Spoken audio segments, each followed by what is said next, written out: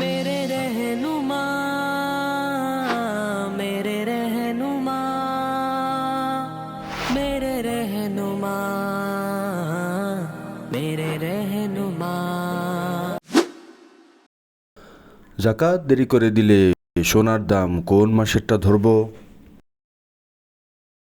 যদি কারো তারিখ রমজান থেকে শুরু হয় আর সে শাওয়াল মাসে জাকাত দিবে, তো সোনার দাম দর রমজান মাসের হবে নাকি শাওয়াল মাসের হবে?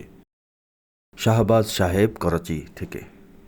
দেখুন, কারো ওপর যদি জাকাত ওয়াজিব হয় রমজান মাসে স্বর্ণের জন্য, এবং তার কাছে 1 কড়ি কানাও নেই স্বর্ণ ছাড়া, একটা টাকাও নাই, শুধুমাত্র স্বর্ণই আছে, তো কেননা তার জন্য ওয়াজিব ছিল এই স্বর্ণ থেকেই জাকাত বের করা। তো এখন তো সোনার দামই ঠিক হয়ে গেছে। এখন সে যদি শাওয়াল মাসে জাকাত দেয় তাহলে স্বর্ণের দাম বাড়ার কারণে তার জাকাতের পরিমাণও বেড়ে যাবে নিজে নিজেই। কিন্তু সাধারণভাবে এটা হয় না, মানুষের কাছে স্বর্ণের সাথে সাথে 1-2 টাকা থাকেই। এই অবস্থায় যখন আপনি রমজানের জাকাত শাওয়াল মাসে দিবেন, উলামায়ে কেরামের 2টা মত আছে।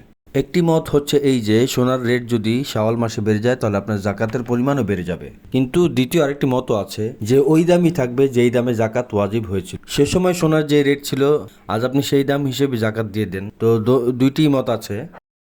প্রথম মতে সাবধানতা বেশি আছে, দ্বিতীয় মতে আসানি বেশি আছে। তো এখন তো আমার খেয়াল যে রমজান এবং শাওয়াল মাসের দামে বেশি একটা পার্থক্য আসেনি, শাওয়ালই চলছে এখন। তো উত্তম তো হলো এই যে আপনি সাবধানতার যেই মত আছে সেটার উপরে আমল করুন। কারো জিম্মায় যদি অনেক বছরের জাকাত ওয়াজিব থাকে তার জন্য অনেক কঠিন হয়ে যায়, তো সে সহজ মতের উপর আমল করুক। এখন আপনি যদি সাবধানতার উপর আমল করেন তাহলে আমার খেয়াল যে আপনি সওয়াব বেশি পাবেন।